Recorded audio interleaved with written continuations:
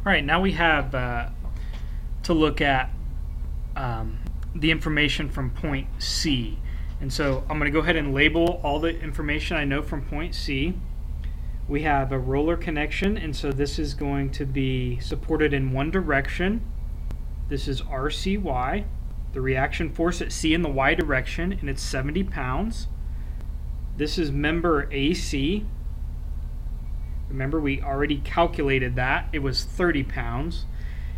And this is member BC.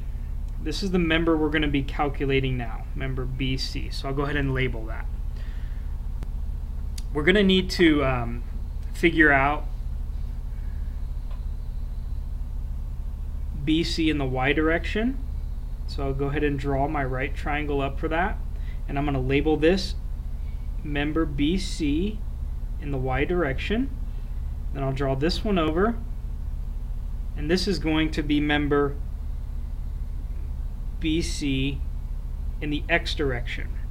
Now, we're going to be solving for this Y and X, and so we need the measurement of this angle right here to use our functions. And so we already calculated this at 66.8 degrees, and so I can simply calculate this from this being a 90-degree angle. I can take 90 minus 66.8, and I get that this angle right here is 23.2 degrees. And so I'll go ahead and write that in.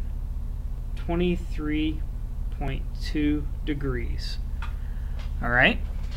So once we have that, we can go ahead and calculate our information that we need for solving the internal member force on BC.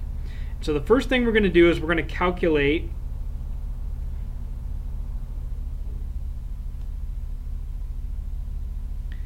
BC, member BC in the X direction.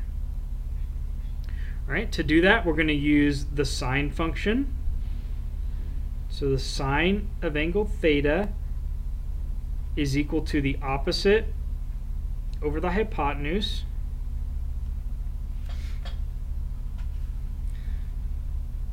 We'll go ahead and plug in our numbers. The sine of the sine of not 66.8, the sine of 23.2 degrees, so I'll put an X through that. Remember, we're dealing with this triangle, so we need 23.2. The sine of 23.2 degrees is equal to the opposite, which in this case is BCX,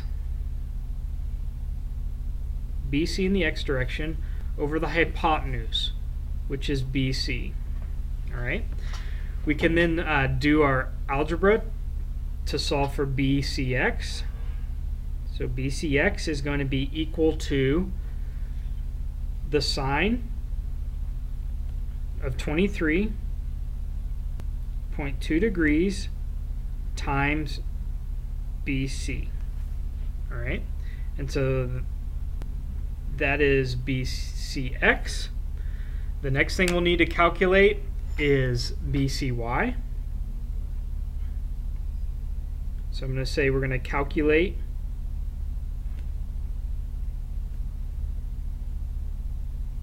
member BC in the Y direction. This time we're going to use the cosine trig function. So the cosine of theta is going to be equal to the adjacent over the hypotenuse. So the cosine of 23.2 degrees is going to be equal to the adjacent, which this time is BCY. It's adjacent to that angle, divided by the hypotenuse. The hypotenuse is BC. Again, we'll do our algebra to get BCY by itself. So remember, BC in the Y direction is going to be equal to the cosine of 23.2 degrees times BC. Okay, and I'll go ahead and circle that. That's our answer for BCY. Okay. When we have all of that taken care of, we can go ahead and solve for member BC, the last member we need to solve for. And so I'm going to say, let's go ahead and solve for BC. To do that, we need to sum the forces in the y direction, and they need to equal 0. So our forces in the y direction, we have RCY, the reaction force at C in the y direction, plus BCY, which is member BC in the y direction. Those have to be equal to 0. All right. We can then plug in our numbers. RCY was 70 pounds. Plus BCY, we just calculated for that. It's the cosine of 23.2 degrees times BC. And all of that has to be equal to 0. Okay. So once we have that, we can do our algebra and we can get BC by itself. So I'll subtract 70 pounds from both sides and I'll get the cosine of 23.2 degrees times BC is equal to negative 70 pounds. I can then divide both sides by the cosine of 23.2, and I get BC is equal to negative 70 pounds divided by the cosine of 23.2 degrees.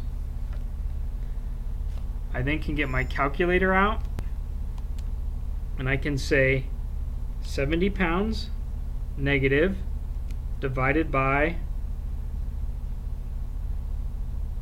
23.2 cosine equals, and that's our answer. So member BC has a force of negative 76.16 pounds.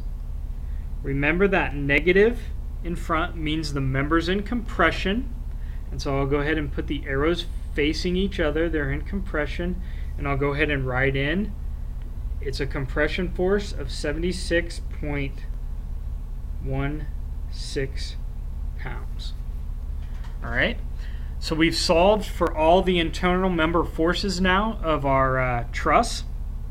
We could go ahead and solve for AC again, and we could use the BC in the X direction to do that, but we already did it. You can do it if you want to see if your math works out right.